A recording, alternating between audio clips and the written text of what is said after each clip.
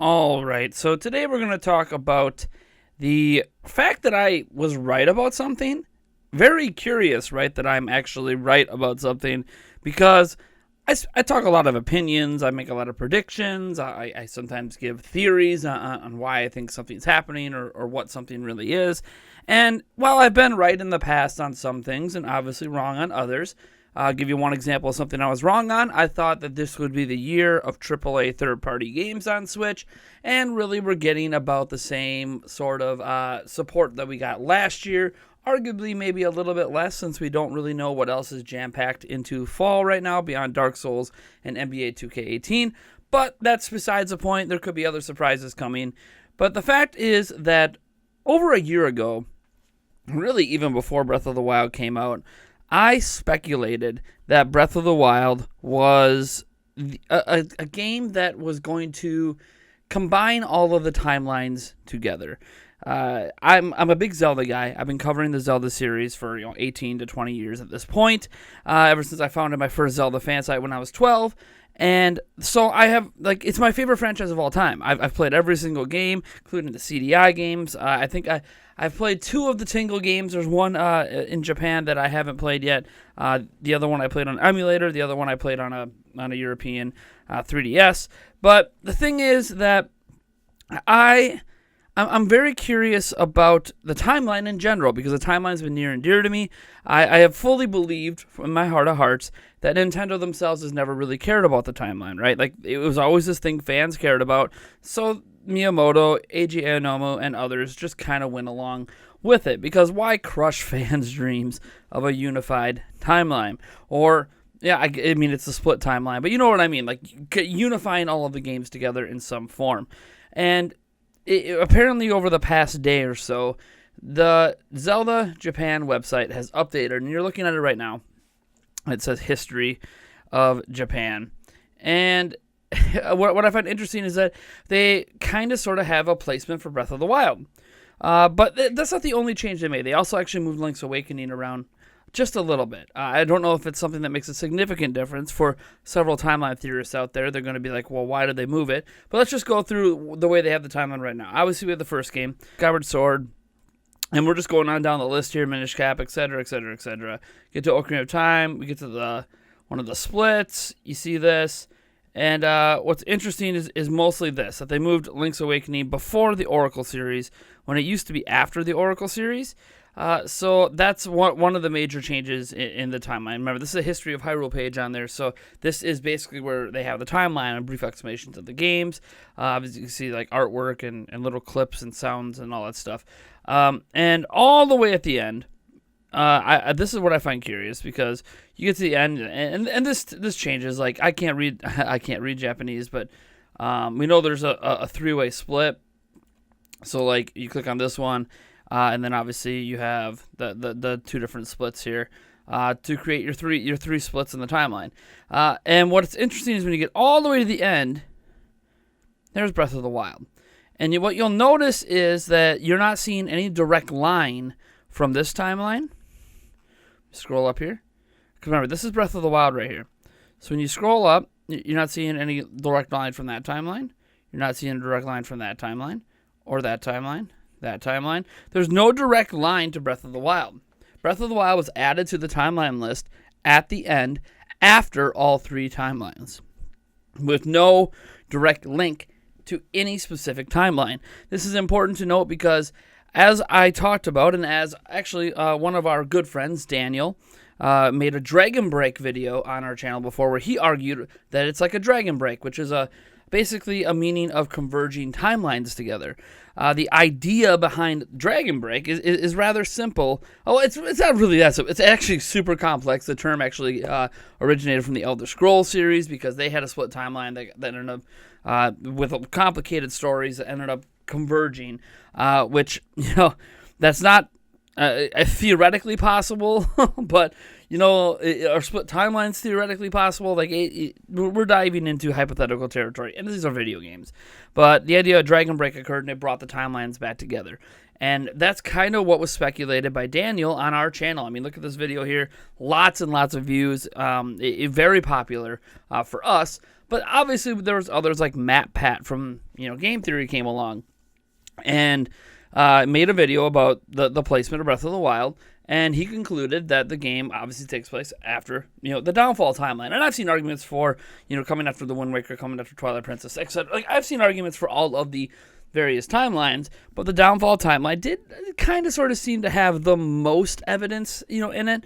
And that's fine. I thought I just took the theory at face value. I didn't really believe it, but a lot of people, when Game Theory makes a video, especially about timeline placements, they kind of sort of take that for fact. To give you an example, the Link is Dead theory has literally been denied by AG Aonuma. It is not true. It is not a theory that holds any weight at all.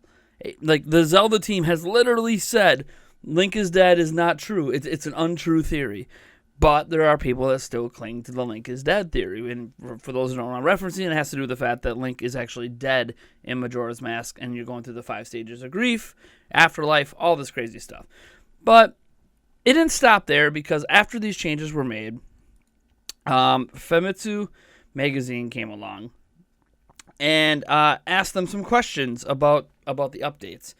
And here's how that interview went. We're just going to read this word for word. This comes from SiliconEra.com, so this is their translation. And it says, Famitsu asked series producer Eiji Aonuma and Breath of the Wild creator Hidemaru Fubiashi what the changes meant, and this was their reply.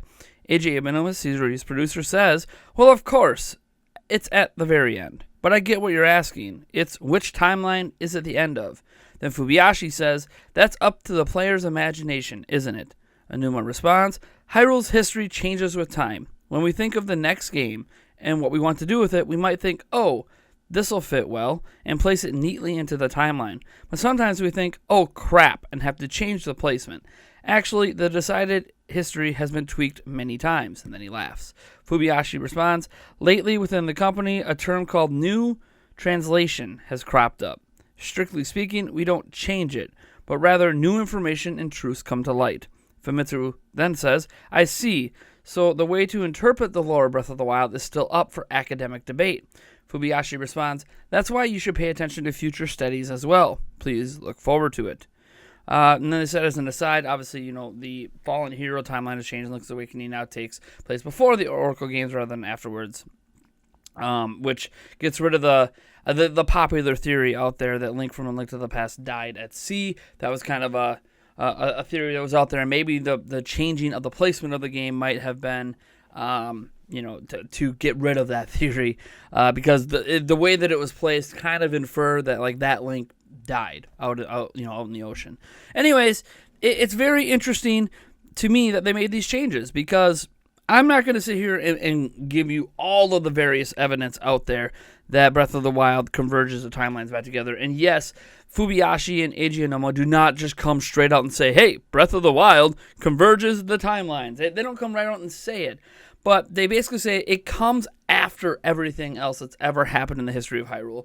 It's been added to the official Japanese timeline as a game that is separate but at the end of all 3 timelines. So at the end of the day, this is literally a convergence of the timelines. Breath of the Wild marks a convergence. Now, what this does do is it means they can basically use Breath of the Wild as a foundation for future games, timeline-wise, so they can kind of forget what happened in the other 3 timelines and just say, this is what happened in Breath of the Wild, here's what we do moving forward. Or they can obviously, as Eiji Aonuma said, go back in time, timeline-wise, and release another game that fits somewhere in the timeline to explore other stories and deal with that kind of stuff. So this basically just gave them freedom. That's kind of what Breath of the Wild did from a development standpoint, is it's basically a reboot of the series without rebooting the series. Does that make sense?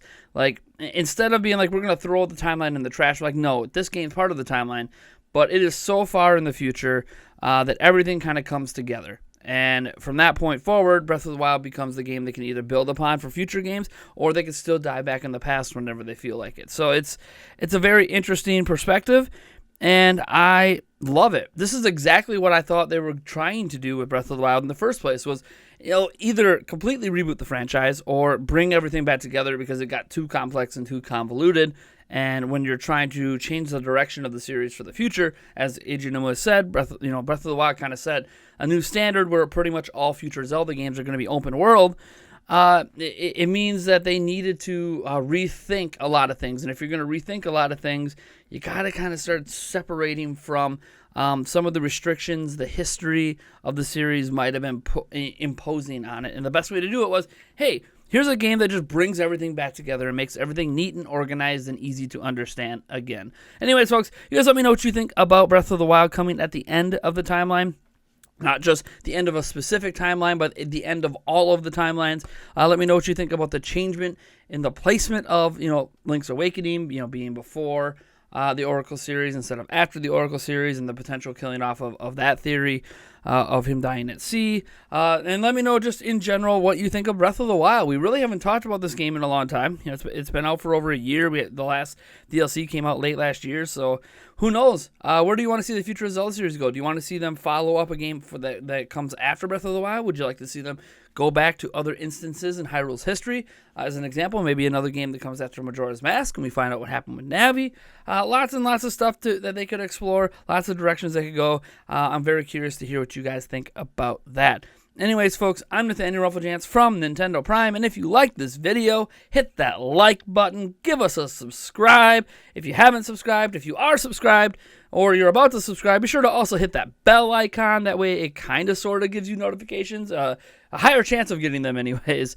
And thanks, YouTube, for that. And if you obviously don't like this video, you don't like our content, you can feel free to hit that dislike button, go down to the comments, and type away about how terrible we are. But yeah, Breath of the Wild at the end of the timeline. Convergence. Dragon Breaks. I love it. It feels good to be right on this one. All right, folks. Catch you in the next one.